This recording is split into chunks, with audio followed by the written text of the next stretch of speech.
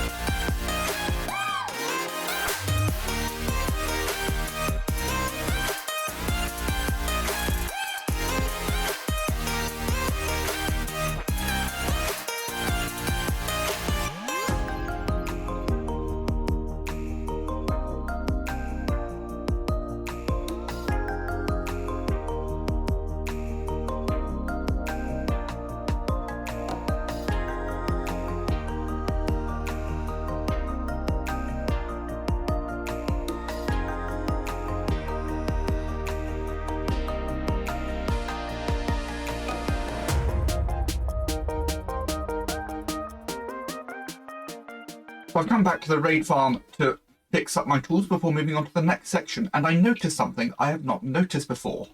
I've seen that bit of grass on the log, but it's not a bit of grass. It's the top half of double tall grass, which implies that that log... Let me get rid of this guy. It implies that that log is sharing a space with double tall grass, and I'm really curious to know what happens if I break that log. Well, that was anticlimactic. So my initial plan at this point has changed. In terms of getting all the grass in, my initial plan was just to take out the mycelium and replace it with grass layer by layer. First of all, that's a big job. I mean, the way I'm going to be doing it is a big job as well. But also it's going to take up a lot of grass to do that. So I've come up with a different plan. I'm going to show it on a small scale first. So I'm going to put down just one stack of grass and get a much larger area done. So I'm just going to dig out a bit of a trench, and then we'll be back. While the trench has been dug, I'm now going to fill it up with grass entirely, which should not be a big job to do. And you can see just how lovely the grass looks in this place, which is kind of why we want to fill it up with grass. Grass in a mushroom island looks so lovely. So once that's completed, I'm then going to turn the entire middle bit into path block. Now, what I could do, so the intention is to turn it all into farmland. I could turn each block into a path block and then farmland. But if I do it all into path blocks first, they will remain path blocks while I do it. Once I set it to farmland, it can return back to dirt, and then the mycelium has a chance to take over before the grass does. So step number one is turn all of this into path blocks, which, as you can see, is not a big job. And I think if we get some other people on here we could probably actually do this entire island pretty quickly. So now that that's done, it's all nice and pathy. It actually looks quite nice like this as well. But we want this green. So the next step is to hoe this into farmland. Now, the reason I'm having to do it this way is that you can't actually hoe mycelium. So I'm holding right click at the moment and nothing is happening. You have to turn it into farmland first. And then, because there's no water in the area, it dries up and turns back into dirt. And then the grass can spread onto it. And even though it's only a one wide layer of grass, I believe it's the same with mycelium. Certainly with grass, it can only spread one block away from it. So presuming the mycelium is the same, just having this one wide barrier of grass means that all of this will definitely turn into grass. And that is what we're going to do. So I'm going to get this finished off so we can see it in action a little. And then I'm going to do a much larger area. All done. The grass has spread quite nicely. I've covered a fairly big area. Obviously, we want to end up covering the entire island. It's going to be a big job, but I think with that method, it shouldn't be too bad. We can do it in quite big chunks. We don't have to worry about having all the grass blocks to spread out. Realistically, we could turn the entire island into path blocks now, apart from the grassy area, and then till it all, and the grass will definitely spread. But we will see how we do. In the meantime, I have added a little path. I have made this slope nicer. Then we can have a path coming down here. So this was much more of a cliff. So I've smoothed that out. We have this path leading to what is going to be an entrance gate. Let's build the entrance gate.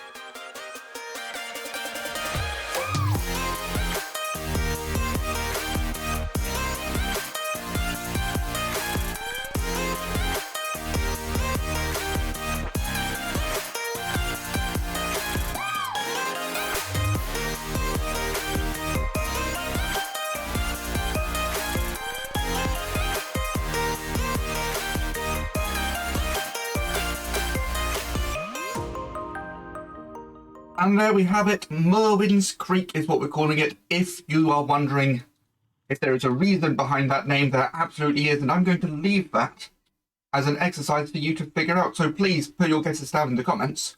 Why have I called this Merwin's Creek? Hopefully fairly obvious. We'll see who gets it right. But yeah, I'm really happy with how the sign has turned out. We've used the lovely new mangrove wood for the backboard, which I think works really nicely with the birch in front of it. I couldn't decide between iron or cobblestone for the pillars, but with the cobblestone we've then got the cobblestone walls, which are a bit thicker than the bars and just looks a bit nicer overall.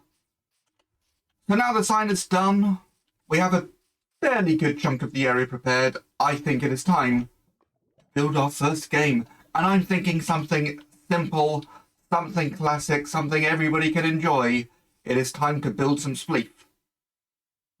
I need some jungle saplings.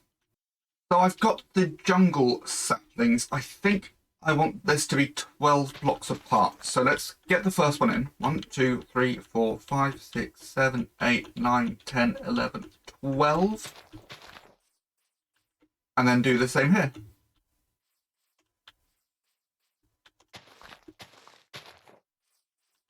Just gonna double check that.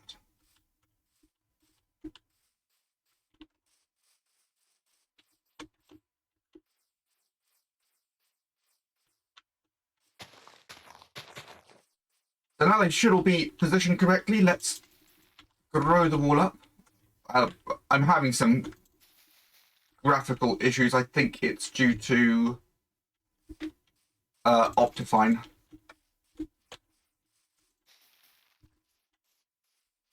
This one, that branch might be a little low. I think I might cut this one down and regrow it. Same with that one. These two should be okay. Might have to get rid of some vines, but I'm going to get these cleaned up, ready for me to use. So I've done a bit of tidying up. They're all now at the height I want them to be. I've also bolted them out and hollowed them. There is a reason for this. The plan for each tree, we're going to have some ladders here and replace the ground. Oh, I do have my shovel on me. There we go. Replace the ground with some soul sand. And then I've got to make my way to the top. Hopefully, won't be too difficult. Oh, look at this parkour. Perfect. So now, if I fill this up with kelp, they will all be solid blocks. And then this is going to be my way in and out of the game. That is not true. This is going to be my way into the game. The way out of the game is to fall out the bottom. Let's get the rest of these filled in. I've just realised, actually, for those who don't know, I haven't explained what spleef is. Maybe in the next clip. And we now have our bubble columns in for each of them so we can get up nice and easily. I've got string holding the vines from coming down too far. I'm going to do that with the vines in the middle as well once we've got that platform in. But let's quickly talk about spleef. So, the players are going to come up here. We're going to have a platform of slime blocks in the middle because they can be destroyed nice and easily. And then you destroy the blocks underneath other players. They're going to fall down to another level. We'll have 3 in total. Last person to the bottom wins the game. And then everybody goes back in and replaces all of the slime blocks because we kind of have to. But for now, I want to get some sidings in. So if I head to the bottom and grab some glass, we're going to start 2 blocks from the ground so that at the end of the game, people can just walk out underneath. So I'm going to build this up to the top, and then we're ready to start putting in those platforms. And there we have it. I have finished putting in the glass. I've also put in the platforms, as you can see, so they break apart nice and easily. And then afterwards, as long as we make sure we collect all of the slime, we can go through, put the floors back together, hopefully nice and quickly, especially we're all working together, and get it ready for the next game. So people enter in from here. I've put in string just to stop all of the vines from coming down because, quite frankly, they just get in the way. Obviously, everybody would have their gear off. I assume somewhere will eventually have some form of locker room type thing where people can go dump their stuff and then go out to play games, because some of the games may well kill you, let's be honest. Especially with the sort of games I like to make. But yeah, this is done. And that's really all I've got time for today. So I'm actually going to be going away soon, so I'm doing a lot of pre-recording, so I'm trying to get a few episodes done in the next few weeks. So for now, this is everything I have time for in this episode. This is Spleef. This is the new gaming district. Merwin's Creek, ready to go. I can't wait to see what games crop up here. A new part of the MineWreckers adventure. If you enjoyed it, please leave a like, subscribe if you haven't already. Leave a comment. Why have I called it Merwin's Creek? And thank you all for watching. I will see you next time.